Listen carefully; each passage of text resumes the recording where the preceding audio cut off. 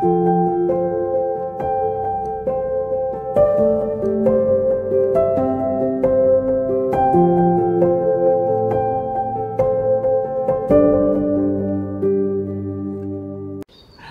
à tous et bienvenue pour ce temps de partage biblique.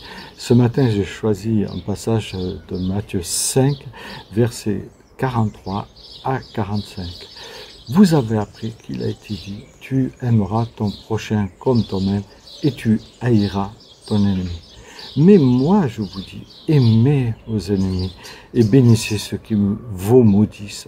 Faites du bien à ceux qui vous haïssent et priez pour ceux qui vous maltraitent et qui vous persécutent, afin que vous soyez appelés les fils de votre Père qui est dans les cieux.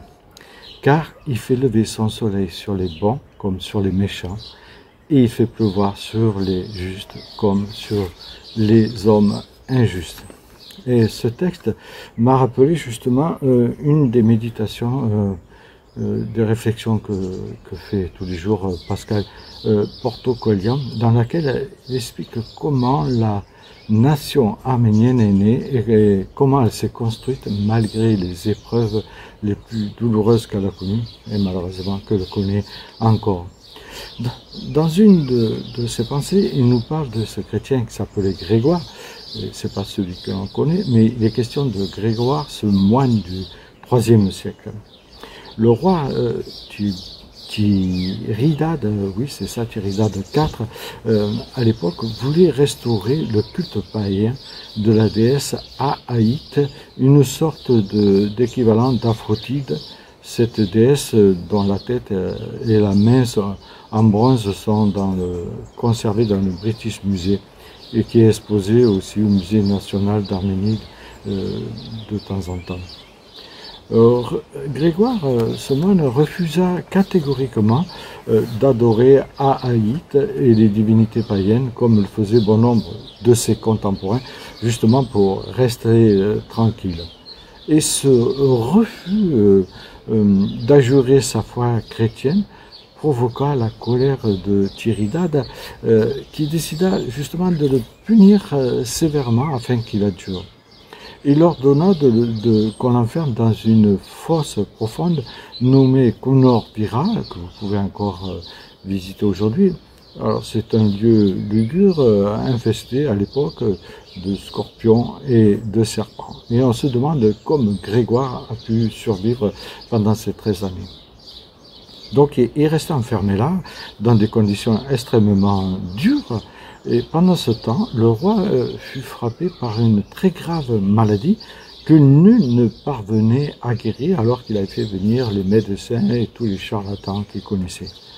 Et convaincu que seul Grégoire pouvait sauver son frère, la sœur de Tiridade le supplia de le faire libérer pour qu'il vienne au chevet du roi.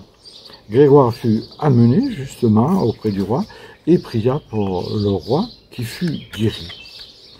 Reconnaissant, et ça c'est extraordinaire, le roi adopta alors la foi chrétienne, et ça c'est quelque chose de merveilleux. Il bannit même les dieux païens et proclama le christianisme religion officielle de son royaume. Grégoire devint alors, aux yeux de ses contemporains, on l'appelait l'illuminateur, l'évangélisateur de l'Arménie. Et ce qui est intéressant encore plus, c'est de voir comment la suite de l'histoire, et il y a eu de nombrables conversions. Et c'est ainsi qu'en 301, le royaume d'Arménie devient la première nation chrétienne du monde. Alors ce tournant historique ouvrit en fait d'autres portes à d'autres peuples comme la Géorgie, l'Empire romain, l'Éthiopie, l'Irlande, puis un siècle plus tard le royaume de Burgonde, situé aujourd'hui au sud-est de la France et l'ouest de la Suisse. Il a fallu en fait, on pourrait dire, une foi d'acier profonde pour que Grégoire survive dans cette fosse lugubre et qu'il trouve justement la force de prier pour la guérison, on pourrait dire, de son ennemi, ce persécuteur qui lui en voulait tant. On dit que les murs de cette pièce ronde et obscure portent encore l'empreinte de ses larmes de son espoir, mais aussi et surtout de ses prières.